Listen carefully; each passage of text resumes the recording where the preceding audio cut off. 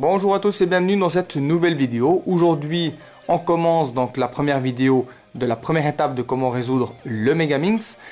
Vous l'aurez compris, je n'ai pas de mélange officiel WCA laquelle vous pouvez reproduire pour me suivre dans l'explication. Mais vous en faites pas, ma vidéo va vous aider à résoudre votre Rubik's Cube avec votre mélange quelconque. Il n'y a pas d'importance, l'important c'est de bien comprendre mes explications. On commence tout de suite donc par la première face. On va se concentrer sur la face blanche et on va placer donc d'abord les arêtes et ensuite les coins.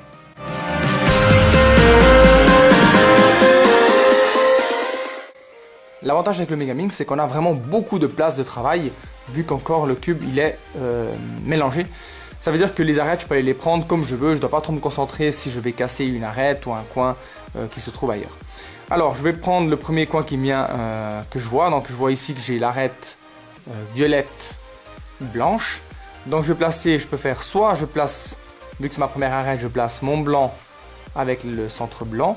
L'arête ici est placée sur le centre rouge, donc il faut que j'amène l'arête devant le centre violet. Le suivant, je vois qu'ici j'ai le vert, donc soit je me décale par exemple latéralement ici. Je peux aussi me décaler de l'autre côté parce que si je fais ça, je bouge celui-là, mais il n'y a pas d'importance, hein. Je peux l'amener ici, pousser ça là devant et revenir avec mon arête. Ou alors tout simplement vous venez ici, vous allez de l'autre côté, comme ça vous posez pas trop la question.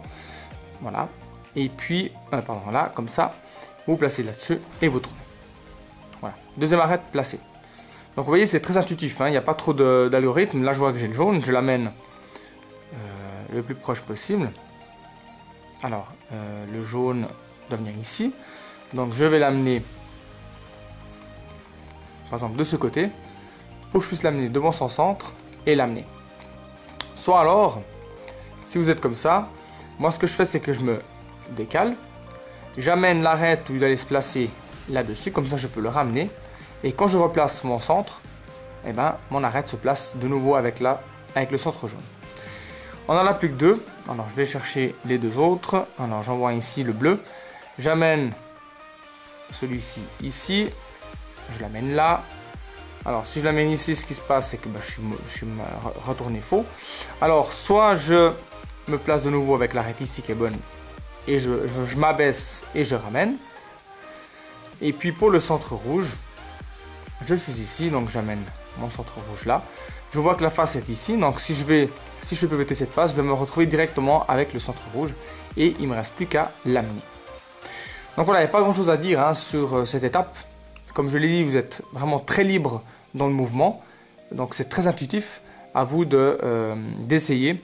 En tout cas pour cette étape, à mon avis, il n'y a pas trop de difficultés. On va passer au coin.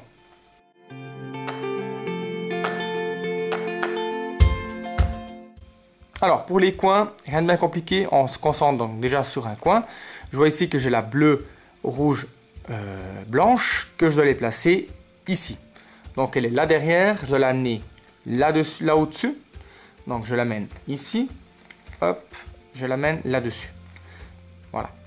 Alors maintenant pour l'amener ici, je fais ce mouvement-là, je protège celui-ci, je ramène mon arête et je ramène le coin. Donc c'est le même principe que pour le 3x3 en fait, hein, ou très intuitif aussi. Le vert, violet, blanc, je l'amène au-dessus ici. Alors là, soit je fais un sexy move, c'est-à-dire je fais ce mouvement-là à plusieurs reprises, de façon à ce que mon coin se place. Donc ça c'est une autre possibilité de placer vos coins. Je prends ensuite le prochain arête qui est ici, c'est la verte, rouge, blanche qui doit venir se placer donc attendez voir, verte là. Alors, je la place ici, voilà, elle doit venir ici. Alors je l'amène vers le bas avec la face blanche qui doit venir ici, je protège, donc je m'éloigne, je ramène et je replace, voilà. Et les deux derniers qui nous restent, on a le jaune violet qui doit venir se placer ici, donc je l'amène au-dessus, j'abaisse, je protège, je ramène et je replace mon coin. Et le dernier qui se trouve ici.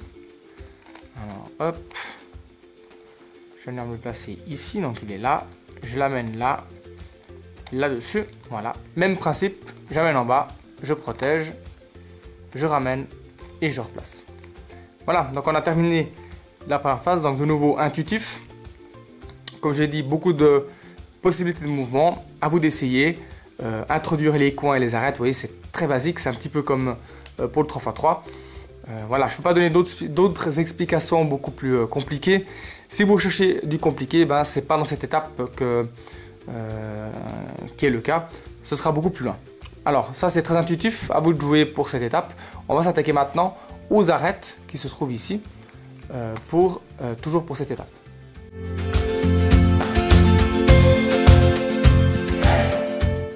Vous vous souvenez au 3x3 pour la deuxième couronne, on se plaçait comme ça, avec l'arête qui doit venir ici, et on faisait le mouvement du belge pour aller placer toutes vos arêtes.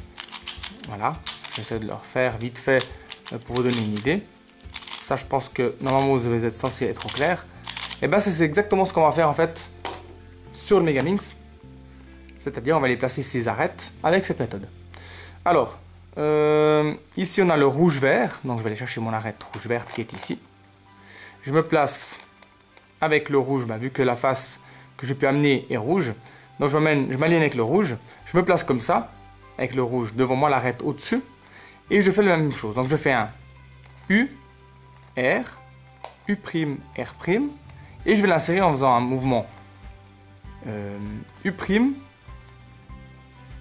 F', U et F. Voilà, on a placé la première arête. Je continue, donc je vais prendre la verte, violette, donc verte, violette, elle est ici. Donc c'est la violette, je ne peux pas l'amener ici parce que c'est le vert, donc je me l'aligne avec le violet. Je me place, cette fois-ci elle doit aller à gauche, donc je me place de cette façon. Et je refais la même chose mais à l'opposé, donc je fais un U', L', U, L, U, et je l'insère avec un mouvement F, U', F'. Voilà. Je continue, violet, jaune, donc violet, jaune qui se trouve ici. Je l'amène là. Donc c'est le violet qui prédomine, donc je l'amène ici, donc ça va bouger à droite. Alors même mouvement qu'avant, je ne vais pas redonner l'algorithme, hein, je fais tout simplement l'algorithme, voilà, et je place. Je continue avec l'arête qui est ici. Alors je vois qu'ici elle est bien placée, mais elle est mal orientée. Alors tout simplement ce que vous faites, c'est que vous refaites la formule pour aller placer en fait une arête qui n'a rien à voir. Comme ça, vous allez ressortir... pardon, je me suis trompé. Vous allez ressortir, voilà, l'arête qui est mauvaise, mal placée, pour aller la replacer comme il faut. Donc voilà, je l'ai ici, je vais la placer là. Donc je refais l'algorithme pour la placer. Je continue avec le bleu-rouge. Donc le bleu-rouge est ici. Je me place comme ça. Et je refais la formule. Donc hop.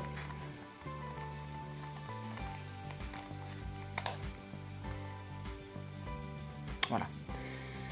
Qu'est-ce qu'il nous reste? On a terminé en fait cette étape. Alors on a vu comment terminer le centre. On a vu comment utiliser la méthode du belge pour placer les arêtes. Et ça nous termine en fait la première étape. Bien, j'espère que dans cette première vidéo, vous l'aurez comprise. Elle vous aidera, j'espère, à parvenir à résoudre cette première étape. Comme je vous l'ai dit, c'est rien de compliqué, hein. Si vous avez des questions, vous pouvez toujours me laisser des commentaires dans la description de la vidéo. Très similaire au 3x3, donc naturellement il faut avoir une notion du 3x3. Et puis après, c'est un petit peu... comment dire, prendre la main avec le Megaminx. Si vous l'avez jamais touché, c'est vrai qu'au début c'est un petit peu compliqué de repérer les pièces, de comprendre comment placer son cube pour faire juste. Voilà, si on n'a pas trop l'habitude de le manipuler, c'est vrai qu'il peut être compliqué. Mais à part ça, la méthode reste très simple, basique, comme pour le 3x3. Et c'est le même principe de résolution. En tout cas, merci d'avoir suivi dans cette vidéo. J'espère qu'elle vous a plu. Et moi, je vous dis à bientôt pour une prochaine. Ciao!